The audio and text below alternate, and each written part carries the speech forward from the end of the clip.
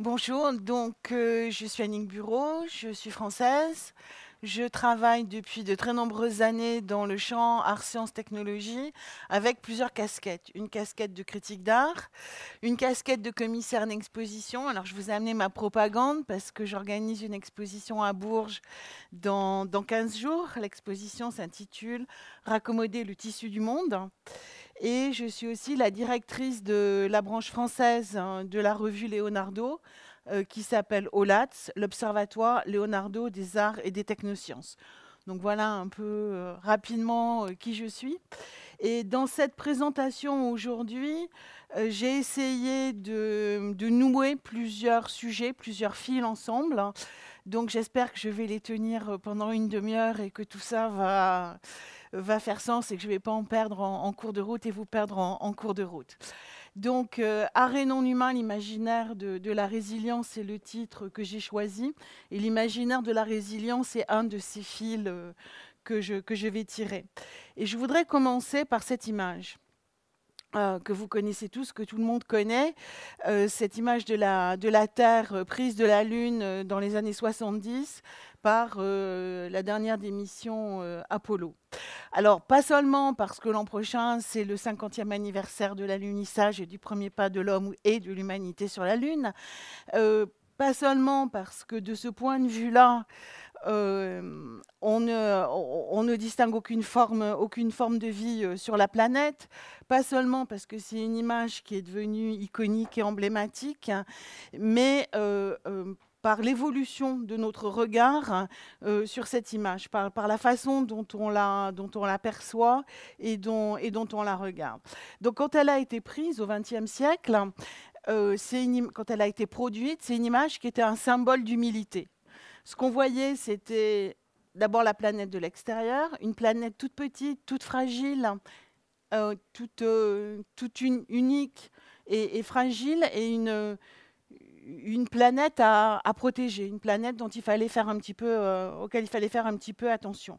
C'est sinon la première prise de conscience écologique, en tout cas la première image de la nécessité de cette prise de conscience écologique, qui est arrivée au même moment, mais elle l'a symbolisée d'une certaine façon. Et encore une fois, rien de ce qui est humain ne s'y distingue, aucune forme de vie ne s'y distingue.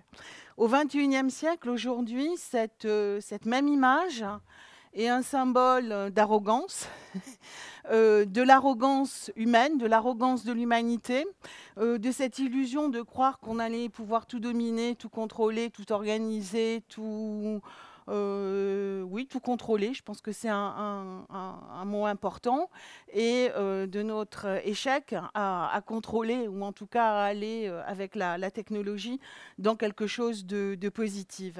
C'est aussi une image qui est devenue, entre guillemets, cette idée ce symbole du point de vue de Dieu. Donc cette vue du dessus, cette vue surplombante, on est dehors et puis on tient le monde au bout de nos doigts, finalement. Et je trouve que je trouve que ce passage de l'humilité à l'arrogance est un point intéressant. Et d'autre part, je trouve que c'est intéressant qu'on l'imagine vu de dessus et pas vu de dessous. Quand on lève la tête et qu'on regarde la Lune, on la voit bien au-dessus de nous. Donc pourquoi est-ce qu'on n'imagine pas que ça, c'est au-dessus de nous? Parce qu'on a culturellement la vision du globe de géographie. Et donc, du coup, on projette sur cette image aussi notre vision du globe, ce regard culturel. Et cette idée, il y a deux éléments, deux raisons pour lesquelles j'ai pris cette image comme ouverture de cette présentation. C'est d'une part ce changement de regard, parce que cette bascule, je vais l'inclure dans quasiment toute ma présentation. Et d'autre part, c'est cette idée du regard culturel, de la façon dont on regarde le monde avec aucune espèce d'objectivité, mais informé par une culture. Donc, je disais, on est passé de l'humilité à l'arrogance, et où aujourd'hui, elle incorpore les deux éléments. Et l'autre point qui me paraît important, c'est que cette science et cette technique, ou ces sciences et ces techniques qui étaient considérées comme une solution aux problèmes qu'on pouvait avoir, qu'ils soient d'ordre humain ou d'ordre naturel, sont aujourd'hui également considérés comme source de ces problèmes. Donc cette dialectique entre les côtés positifs et négatifs qui se combinent dans notre façon d'aborder le monde, l'écosystème et l'art. Donc voici une œuvre de l'artiste britannique Anna Dumitriou. L'œuvre s'appelle Make, Do and Mend. C'est une œuvre avec énormément de couches de lecture et d'éléments qui la composent très nombreux. Donc elle peut se lire avec beaucoup de strates. Mais pour résumer, dans cette œuvre, le cœur, c'est une bactérie E. coli qui était résistante aux antibiotiques, donc un de nos problèmes actuels, qui a été rétro-ingénierée, si je peux utiliser ce mot-là, avec l'outil d'édition génétique qui s'appelle CRISPR, qui est donc ce nouvel outil que les biologistes ont à leur disposition pour éditer les gènes, pour éditer l'ADN, pour la faire revenir à son état antérieur. Et le tout la bactérie a été cultivée sur des patchs de soins et elle répare, elle raccommode ce costume qui date de la Seconde Guerre mondiale. Donc, dans cette œuvre, qui est justement une œuvre ouverte, qui ne pose pas une solution, mais qui met en exergue cette question, est-ce que la science, est-ce que la technoscience peut réparer les erreurs de la technoscience? Sachant qu'en 1941, c'est le moment où on a trouvé la pénicilline, premier antibiotique. Donc qui allait sauver, et qui a sauvé un nombre de vies humaines. On est aussi dans cet homme, c'est un point important sur lequel je reviendrai, dans une esthétique d'un artisanat féminin, donc de quelque chose de fait avec ses doigts, de quelque chose qui est considéré comme mineur, et dans une approche de la réparation, du raccommodage, de comment est-ce qu'on répare le monde. Donc, de cette idée de progrès conçu comme amélioration, ou dans les 30 Glorieuses, enfin, disons, tout le 19e siècle et une grosse partie du 20e siècle, il y avait cette idée qu'on allait, avec nos savoirs, avec nos connaissances, avec le génie humain, si je puis dire, se prémunir contre tout un tas de dangers. Les dangers, c'était les maladies contagieuses, c'était les catastrophes naturelles qui pouvaient exister. Donc, on allait mettre en place un certain nombre d'outils qui allaient rendre le monde plus sûr. Voilà.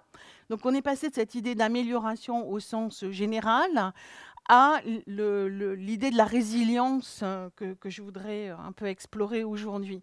Donc la résilience, c'est la capacité d'un corps, d'un organisme, d'une espèce, d'un système, d'un environnement à surmonter une altération de son environnement, à surmonter une difficulté pour pouvoir continuer à surmonter un problème, on va dire, pour pouvoir continuer à vivre. Et que je traduis dans cette idée que c'est fabriquer du tissu cicatriciel. Si vous êtes blessé, que ce soit physiquement ou psychiquement, si vous êtes capable de vous réparer, de fabriquer ce tissu cicatriciel, vous pouvez reprendre le cours de votre vie. Modifier, mais vous pouvez reprendre le cours de votre vie.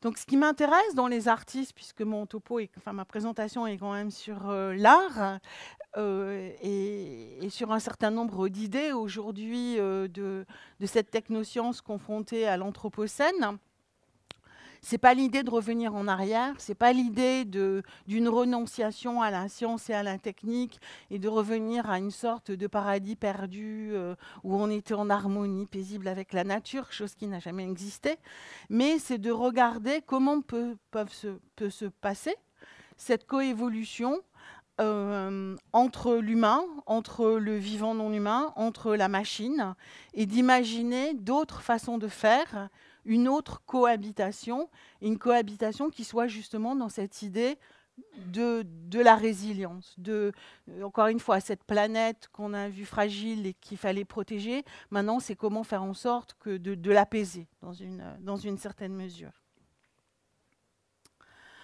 Alors, au passage, j'ai intitulé ma présentation Art et non-humain. Il est intéressant de se rappeler ce qu'est le non-humain. Le non-humain inclut le vivant non-humain, toutes sortes de vivants, hein, des animaux, des végétaux, des bactéries, tout ce que vous voulez. C'est aussi la machine, entendue dans son sens informatique, donc tous les algorithmes, tout ce qui est de l'ordre de la robotique. Et c'est aussi notre ami E.T., hein, cet extraterrestre potentiel qui doit bien exister quelque part dans le cosmos. Alors rassurez-vous, je ne vous parlerai pas d'E.T. aujourd'hui. Je trouve que le vivant non humain et le vivant machinique, enfin le non humain machinique, ce sont déjà deux champs absolument énormes. Donc on va en rester à cela. À partir des années 1970-1980, il y a un artiste et théoricien français qui s'appelait Louis Beck, qui est décédé cette année, qui a commencé à imaginer, enfin qui a fait partie des gens qui imaginaient ce que pourrait être l'évolution du vivant humain, du vivant non humain, en collaboration ou en coévolution entre eux et avec la machine, avec l'informatique.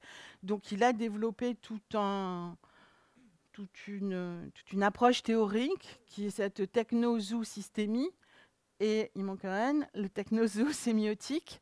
Donc la technozoosystémie, c'est effectivement comment il y a un écosystème composé d'humains, nous autres, de vivants non humains, y compris à l'intérieur de nous, et la technologie.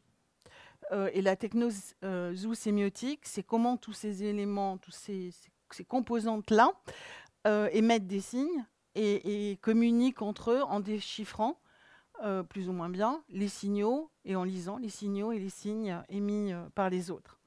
Donc il a exploré cette coévolution et cette cohabitation possible entre le vivant et l'artificiel, d'une part avec des œuvres de vie artificielle, des autres formes possibles de vivants. Donc il avait développé tout un bestiaire.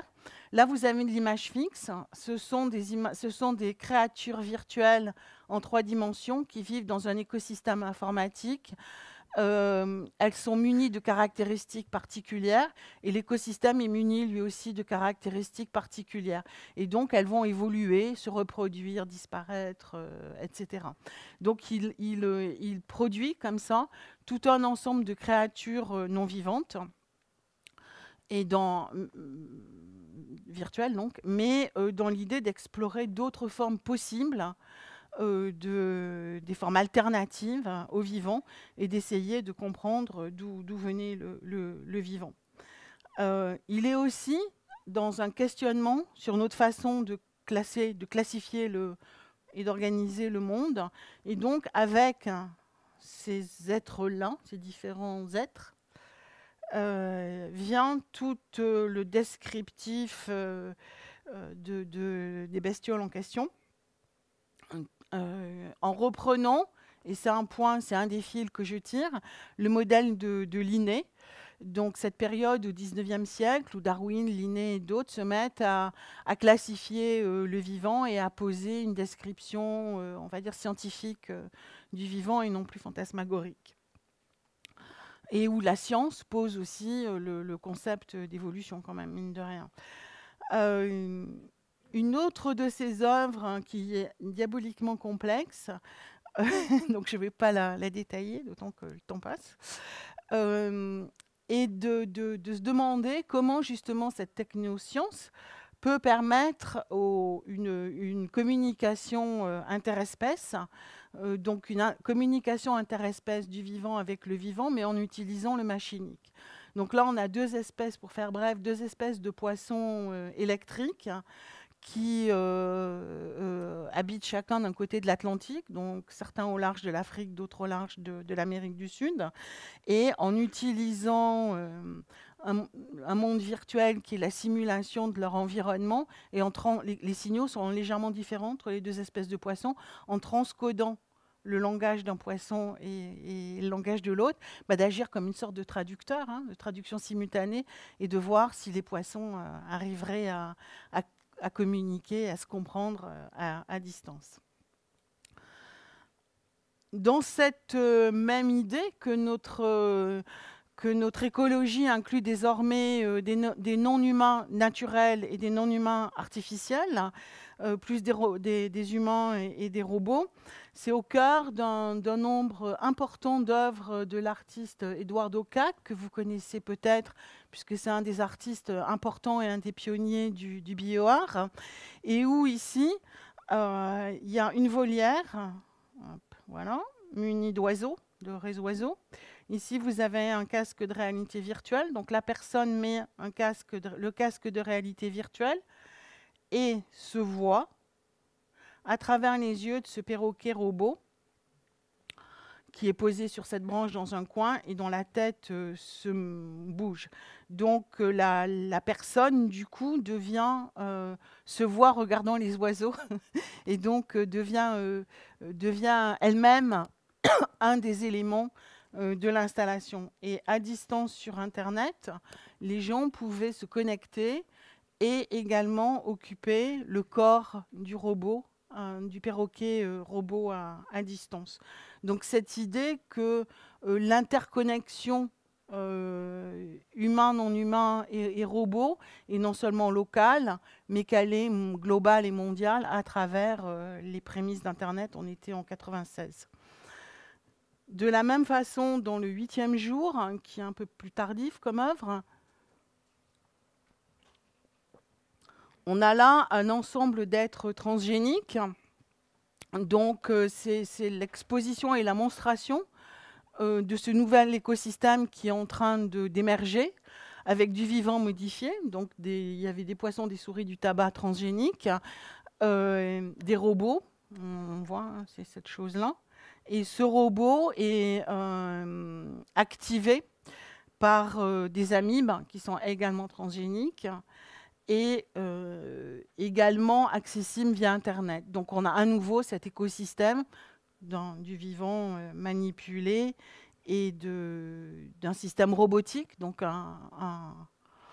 une créature non humaine, on va dire, et de l'Internet comme système nerveux et comme système de communication et de véhicule des signes entre les différentes espèces.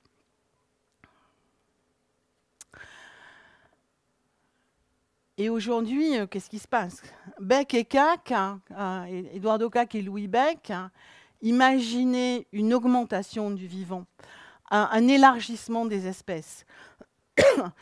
Que ces espèces soient des espèces physiques vivantes, donc tous les êtres transgéniques ou modifiés, que ce soit des espèces non vivantes mais physiques, hein, les robots, ou virtuelles, donc toutes ces créatures numériques qui avaient un certain degré d'autonomie et qui peuplaient des écosystèmes informatiques dans des ordinateurs. Donc aujourd'hui, à l'ère d'une perte absolument colossale de la biodiversité, quels sont les imaginaires qui sont mis en œuvre? Forcément, on n'est plus tout à fait dans la même perspective. Quelles sont les stratégies pour une évolution du vivant et quelles sont les stratégies quelles sont les nouvelles positions, on va dire, de notre relation au non-humain? Alors, il y en a une, voilà, qui était la publicité précédente de la banque HSBC, où, je ne sais pas si vous arrivez à lire, ça dit « Dans le futur, nature et technologie travailleront ensemble ». Et c'est une abeille munie d'yeux caméra. J'ai toujours trouvé ce truc absolument terrifiant. Et où là, on est dans une position d'asservissement, où d'un côté, justement, on a détruit les abeilles, enfin, on en passe de les détruire, mais voilà, on les transforme en robots et tout va bien, et elles continueront à bosser pour nous. Deuxième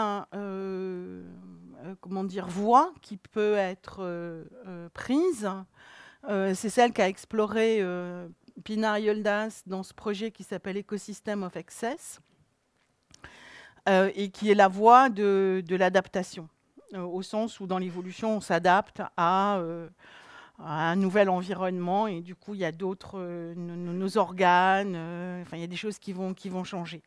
Donc ici, on est dans une approche spéculative, Et ce qu'imagine Pinar Yildiz ici, c'est que les créatures aquatiques qui sont soumises à notre pollution plastique intense, ben, il y en a qui vont disparaître, il y en a qui sont déjà en train de disparaître, mais il y en a d'autres qui vont bien finir par s'adapter.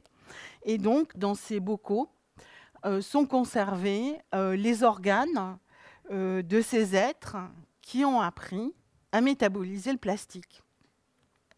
Donc on est bien d'accord, hein, on est dans la spéculation, dans une approche spéculative et pas du tout dans quelque chose de réel. Et ce que je trouve aussi intéressant dans cette œuvre, c'est sa forme. C'est-à-dire qu'elle a repris l'esthétique des muséums d'histoire naturelle, il y en a absolument partout dans le monde occidental, où vous avez comme ça des bocaux avec des exemples d'organes, avec des exemples de bestioles qui sont conservés à l'époque dans du formol, maintenant c'est d'autres produits. Donc cette esthétique du 19e siècle qui mettait en bocaux et en démonstration, en visibilité, le vivant. Et je vais y revenir parce que c'est un point qui est très important. Donc ici, on a une résilience, en quelque sorte, par adaptation du vivant. Troisième exemple, qui est à nouveau une œuvre d'Anna Dumitriou et d'Alex May, qui est récente. Elle a été créée en septembre 2018, cette année, et montrée pour la première fois à Ars Electronica, qui est aussi une fiction, dans une certaine mesure, qui est l'Archéabot. Donc, quand on aura fini, et qui est finalement une approche par la disparition de l'humain, et par une régénération. La disparition de l'humain ne signifie pas la fin de la vie sur Terre, mais une fois qu'on aura, avec les changements climatiques et les pollutions diverses et variées, qu'on aura réussi à s'autodétruire, qu'est-ce qui va refaire partir le socle du vivant pour une nouvelle évolution. Donc là, on est avec sur la base des archées. Les archées, c'est les plus anciennes formes de vie sur Terre. C'est elles qui sont à l'origine, entre guillemets, ou un des éléments de l'origine de la vie et du développement de l'oxygène, avec un robot doté d'éléments d'intelligence artificielle, de deep learning, etc. Donc l'élément qui renvoie à l'archée, c'est les petites flagelles, là. Et donc, dans cette proposition, les formes de vie primitives, et pour le coup résidentes de manière complètement extravagante, que sont les archées et les bactéries, associées à des robots, permettront à cette vie de repartir et de repeupler la planète. Bon, il est clair qu'on est à nouveau dans une œuvre qui est là pour interroger ce qu'on fait, comment on le fait, pourquoi on le fait, et pas ni dans une prospective, ni nécessairement dans un désir.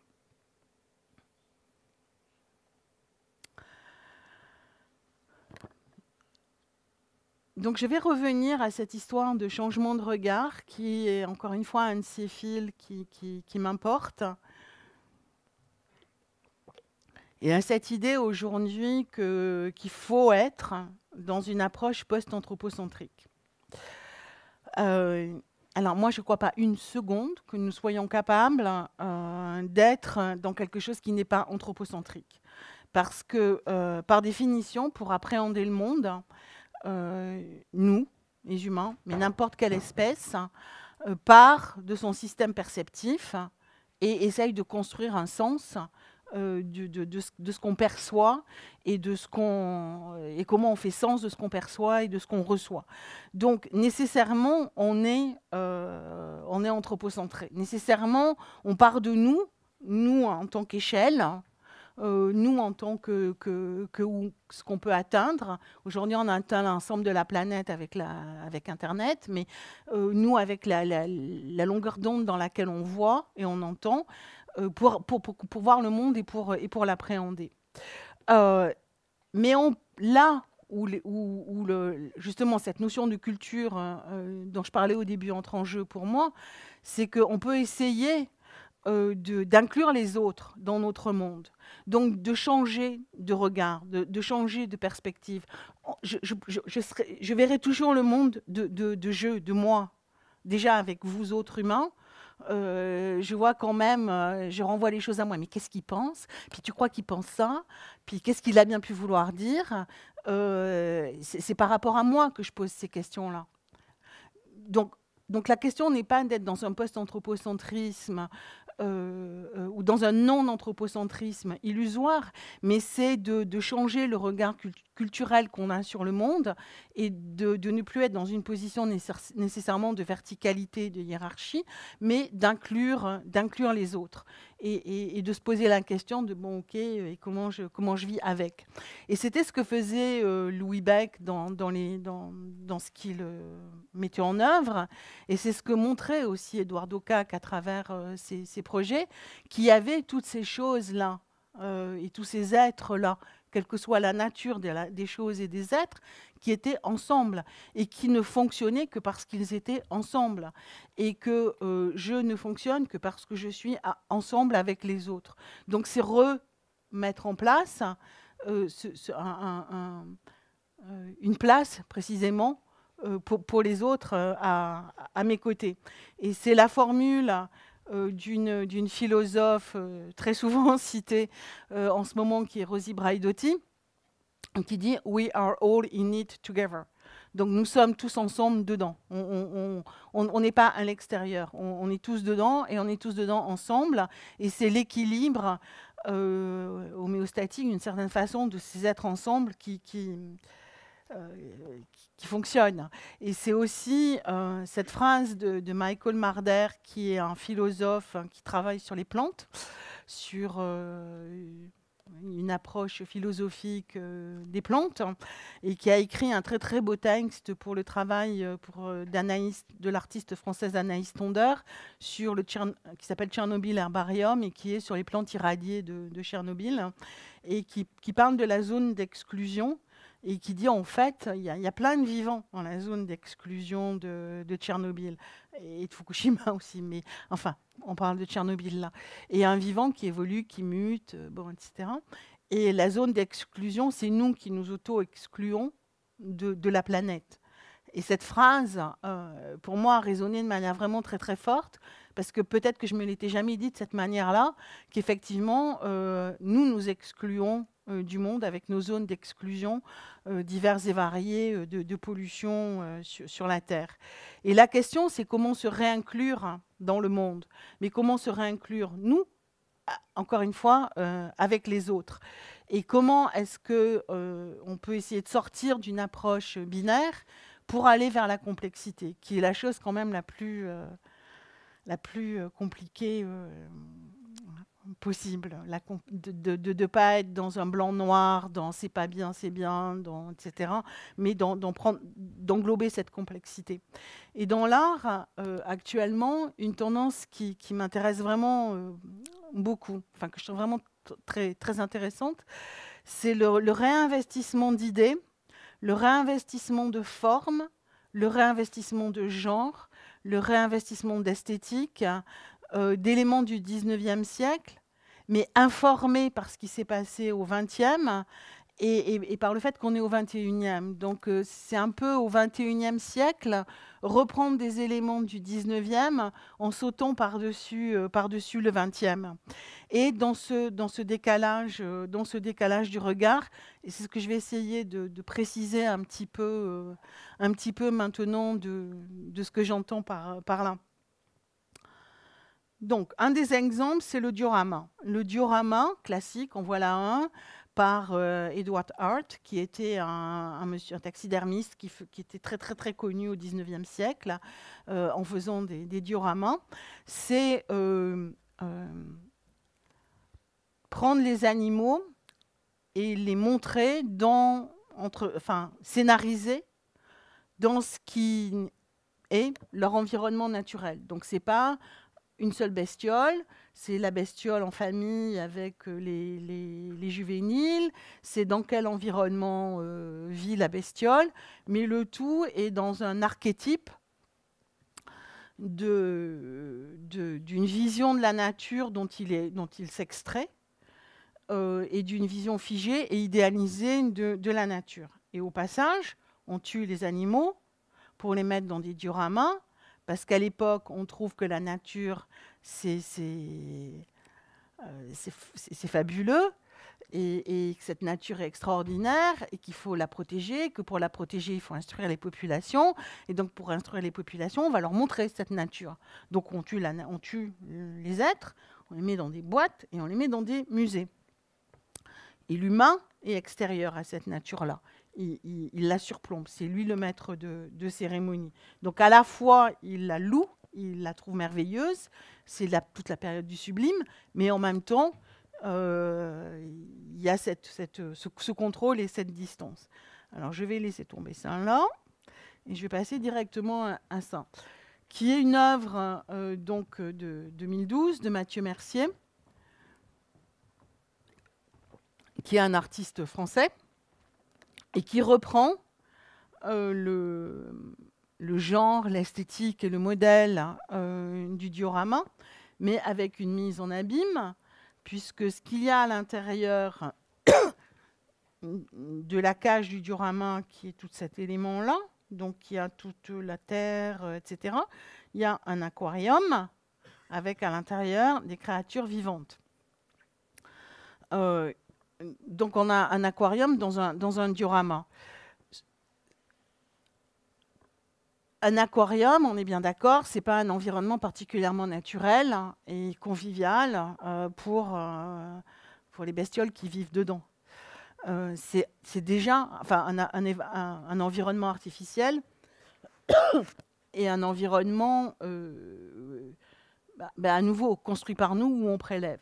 Sauf ce qui est intéressant dans cette histoire-là, c'est que ce qu'il y a à l'intérieur, ce sont des acholotes. Les acholotes, ce sont ces petits amphibiens, c'est de l'ordre de la salamandre, qui vivent au Mexique et qui sont en gros méchants danger d'extinction dans leur environnement naturel, et en revanche qui se reproduisent super bien en captivité, et qui donc qui sont devenus les nouveaux animaux de compagnie pour un tas de gens, parce que c'est cute, puis c'est joli.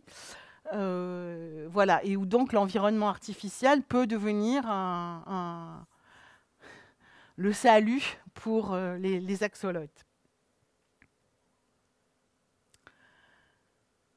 Alors, axolote également dans le travail de Robertina Shebianic, qui s'intitule Neotenus Dark Dwellers Ligophilia, qui est récent, qui date du mois d'août, fin août, début septembre de cette année, où on a deux animaux qui sont mis en parallèle. Donc les axolotes, à nouveau, les axolotes ont cette particularité de se régénérer, tous les éléments de leur corps se régénèrent.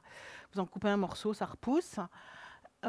Et d'autre part, donc d'avoir cette capacité de se reproduire alors qu'ils sont encore en état juvénile. Ils ne deviennent jamais des salamandres adultes, ils se reproduisent à l'état juvénile. Donc d'un côté les axolotes mexicains, et de l'autre côté un autre être assez semblable qui s'appelle le Proteus, et qui est la même chose. C'est également dans l'ordre de la salamandre, ça se régénère également, ça se reproduit également à l'état de juvénile. Les Proteus vivent au bas mot 70 ans, les axolotes beaucoup moins, 10-15 ans, 20 ans. Et les deux sont dans des états de détresse absolue dans leur environnement naturel. Les Proteus, c'est la Slovénie, Croatie, un peu d'Italie, enfin les Alpes karstiques. Donc encore une fois, au XIXe siècle, on était fasciné par la nature, émerveillé par la nature, mais l'être humain s'extrayait de cette nature et se mettait au sommet de la pyramide. Au XXe siècle, le savoir humain, enfin l'idée qu'on avait, l'utopie qu'on avait, c'était que le savoir humain allait permettre de se prémunir, c'est ce que je disais tout à l'heure, contre les éléments néfastes et négatifs de la nature, que ce soit, encore une fois, les maladies ou les catastrophes naturelles. Aujourd'hui, on a à nouveau une fascination et un émerveillement pour cette nature, mais une nature qui est à la fois augmentée de tout un ensemble de créatures vivantes et non vivantes, artificielles vivantes et non vivantes, et diminuer dans la perte de la biodiversité. Et peut-être un des directions vers lesquelles on va, c'est cet avènement de ce que j'appelle une horizontalité par rapport à la verticalité hiérarchique antérieure, hein, où voilà, on est en haut puis on domine tout. Donc d'une mise à plat du regard, d'une mise à l'horizontale du regard sur les choses et sur les êtres, et d'une mise à l'horizontale aussi des différentes approches d'une même chose, de façon à rentrer justement dans cette complexité. Et c'est ce que fait, me semble-t-il, Robertina Shebianic dans ce projet. C'est-à-dire que là, alors, il y a plein d'éléments dans cette œuvre, mais là, ce qu'on a, c'est d'un point de vue esthétique, on est entre l'outil, l'instrument de laboratoire, hein, où on ferait des manipulations qui demandent un peu de précaution. Donc ça évoque le laboratoire, ça évoque aussi le Muséum d'histoire naturelle, de la même façon que, enfin, dans le même registre que ce que faisait Pinar Yoldas tout à l'heure, avec dans la façon dont les objets sont disposés, un petit peu cette présentation précieuse des objets. Et dans l'art contemporain, on est dans une œuvre qui correspond à tous les canons de l'art contemporain aujourd'hui, ou enfin en tout cas dans mon nombre de canons de l'art contemporain aujourd'hui, et où d'où l'animal, qu'il soit vivant ou mort, a disparu. Dans le diorama classique, l'animal était mort. Dans ce que je vous ai montré de ce que faisait Mathieu Mercier, ce qui était présenté, c'est l'animal vivant. Ici, l'animal a disparu, mais ce sont ces représentations ou les connaissances qu'on en a, ou les imaginaires qu'on en a, qui sont disposés. Donc on a l'animal scientifique, il se régénère, on aimerait bien comprendre pourquoi, parce que ça résoudrait quand même pas mal de problèmes en médecine qu'on peut avoir. L'animal mythique, pour les... je vais pas y arriver, pour les Mexicains précolombiens, c'est un animal mythique. L'animal utilitaire, l'animal politique. Ici, alors vous le voyez plus ou moins, mais ici vous avez des timbres avec des protéus. Là, vous avez de la monnaie avant l'euro avec des protéus, qui sont les symboles, les symboles du pouvoir, les symboles de la nation. Donc, comment un animal est nationalisé? L'animal dans la culture populaire, l'animal dans la culture savante. Il y a un conte très connu, enfin une short story, une nouvelle de l'écrivain Julio Cortázar sur les axolotes. Donc, comment on est là dans une appropriation, enfin dans une condensation des différentes visions que l'on a de l'animal, et des deux animaux, et de la façon dont l'un fait écho à l'autre. Donc, par effet miroir, hein, cette mise à plat, cette horizontalité, oui, 2 minutes, c'est ça? Oui. Cette horizontalité redonne sa place à l'animal. Donc il faut que j'aille plus vite, visiblement, plus que 2 minutes. Donc, dans cette histoire d'imaginaire de la résilience, ce que je trouve intéressant, c'est l'invention de nouveaux rituels. Donc, je vais vous montrer des œuvres et aller assez vite. Donc, ici, on a une œuvre d'Anaïs Tondeur qui... Pourquoi c'est pas au début? Si, voilà. Qui a travaillé avec une anthropologue sur la région parisienne pour créer un rituel d'offrande aux lombrics, aux vers de terre, pour les aider à réparer une zone très polluée de la région parisienne. Donc l'offrande, c'était cette coupe en galalite. La galalite, c'est fait à partir du lait. Et c'est une pierre qui est obtenue à partir du lait. Et donc, on offrait l'œuvre, enfin la pierre au lombric, elle allait se décomposer. Alors de toute évidence, premièrement, on ne crée pas un rituel comme ça, hein. On ne se lève pas un matin en disant « Ah chouette, je vais faire un rituel ». Ce n'est pas une décision, c'est quelque chose qui émerge collectivement d'une société humaine. C'est négocié collectivement par une société humaine.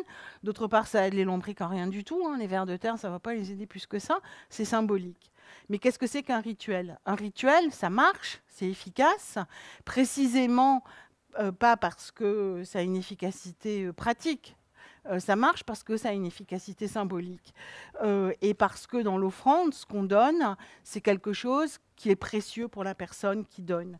Et là, il s'agit du lait maternel de l'artiste qui venait d'avoir un enfant. Donc, ce qu'elle suggère aussi dans cette œuvre, c'est que l'écologie, les questions écologiques ont peut-être besoin de solutions techniques, mais aussi de solutions symboliques pour être efficaces et pour qu'on se les approprie. J'ai encore une seconde. Le rite funéraire est sans doute un des rituels les plus importants pour les humains. On dit même que ce qui caractérise l'humanité, c'est justement d'enterrer ses morts et d'avoir un rituel funéraire. Ici, c'est une œuvre spéculative aussi, où notre corps étant complètement rempli de pollution et de métaux lourds, etc. C'est comment on pourrait entraîner des champignons à nous autodégrader, enfin à nous dégrader quand on serait mort, pour ne pas polluer les sols.